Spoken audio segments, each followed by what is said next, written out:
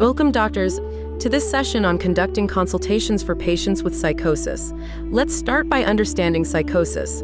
Psychosis is a mental health condition where the patient experiences a loss of contact with reality. There are several key symptoms to be aware of. First, hallucinations, where the patient experiences sensations that aren't real. Next, delusions, strongly held false beliefs that don't align with reality. Lastly, disorganized thinking, where thought patterns become incoherent or illogical. Early detection and effective management can significantly improve outcomes for patients experiencing psychosis. Now, let's talk about how to establish rapport with your patient. Begin by greeting the patient warmly. You could say, "Hello, I'm Doctor, your name. How may I address you?" After greeting, build trust by stating your purpose clearly. For example, "I'm here to support and help you."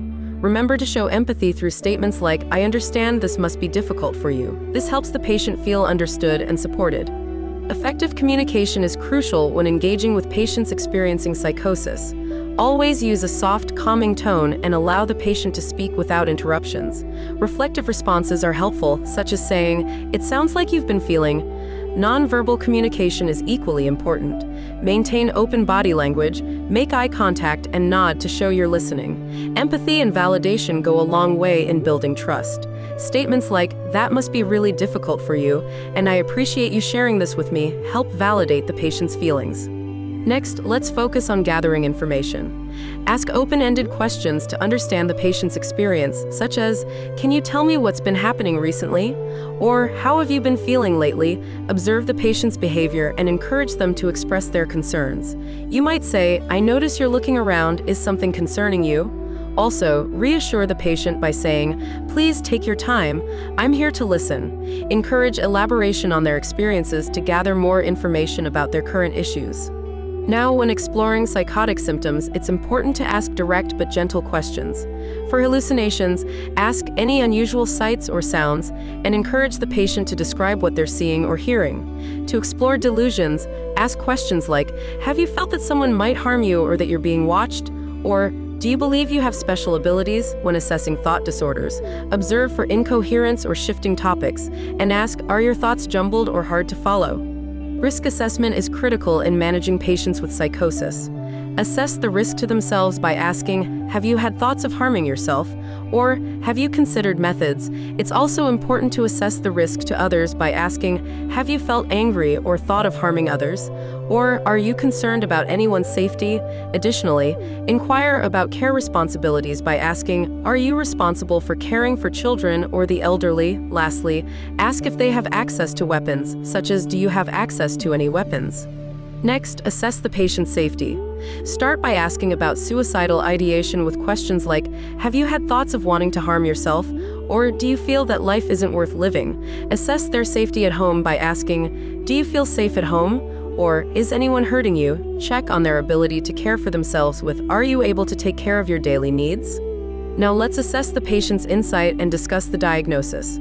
Ask the patient, "What do you think might be causing these experiences?"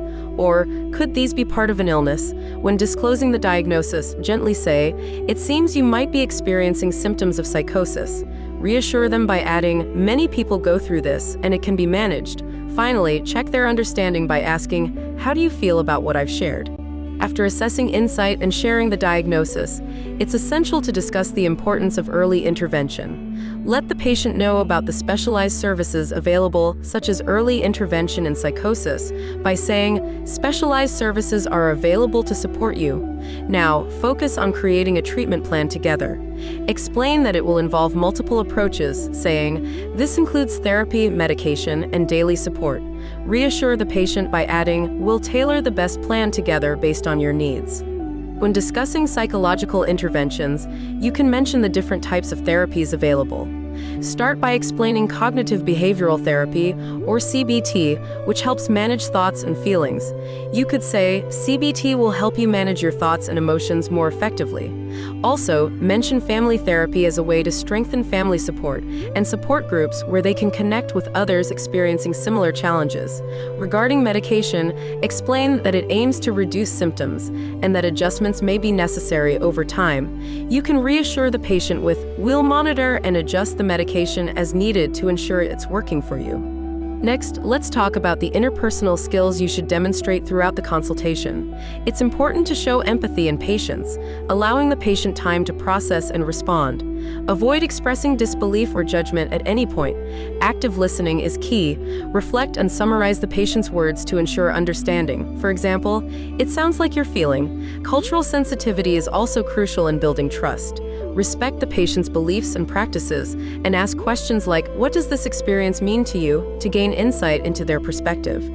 At this stage, it's helpful to recap the key points from the discussion. Summarize the main elements of the treatment plan and the support services available, saying, "We're here to support you every step of the way." Also, provide the patient with any necessary resources, including emergency contact numbers and further reading materials if needed. As you wrap up the consultation, outline the next steps. For example, you could say, "We'll connect you with the EIP team to ensure continuous care." Invite the patient to ask any remaining questions by asking, "Do you have any other concerns or questions before we finish?" Finally, thank the patient for their time and trust by saying, "Thank you for sharing with me today." If the patient is interested in learning more, you can refer them to reliable sources. Mention the NICE guidelines for managing psychosis and schizophrenia, along with patient information resources from the Royal College of Psychiatrists. Additionally, provide details of local EIP services for ongoing support. Please like and subscribe to TuringMedSchool. Good luck with your preparation.